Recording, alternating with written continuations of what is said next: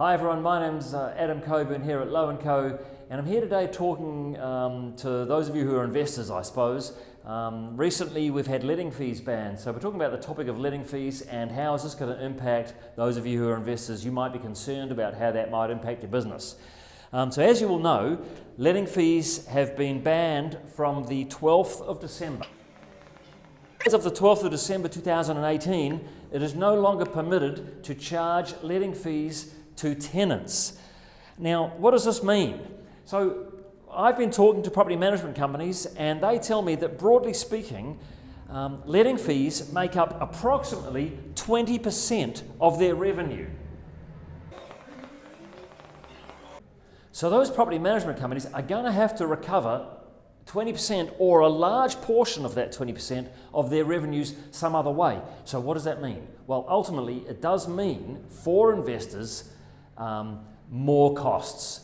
Those costs are going to have to come in one way or another from the investors. Is it going to be increased inspection charges? Is it going to be increased management fees? Is it going to be a letting fee that gets charged to the client, the property owner? Whatever way it comes, it's going to come some way and it's going to be an increase in costs. So what does this mean? So property management ultimately is an equation. We got benefits of property management, we got rent coming in, we got capital growth over time, and then there are costs of property management. You got mortgage interest rates, you got maintenance, you got vacancy, you got management costs, and you got personal stress and personal effort. An investor is not going to buy or keep a property unless the benefits outweigh the costs, or certainly at least equal the costs.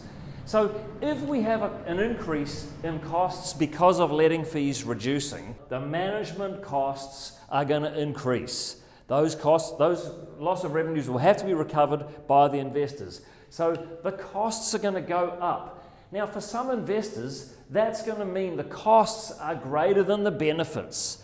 Now those people, they'll stop buying and they might even sell their properties. So whilst demand continues to increase for properties to rent, when the costs increase to the owners, the supply will be constrained. It won't increase, or it'll increase at a slower rate, or it might even decrease as people stop buying or stop selling. Now obviously, if demand is going up and supply is going down, then rent will go up. And only at the point where the benefits outweigh the costs again, in other words, when rent goes up sufficient to make up for the increase in the costs or more, only then will investors get back in the market and supply more property, more rental property out to the rental market. So, in other words, if you are a long-term investor, if you are in this for the long game, don't worry. This is going to make no difference because ultimately the rent will increase to cover your costs. It simply has to. Otherwise, investors will stop supplying rental properties to the market.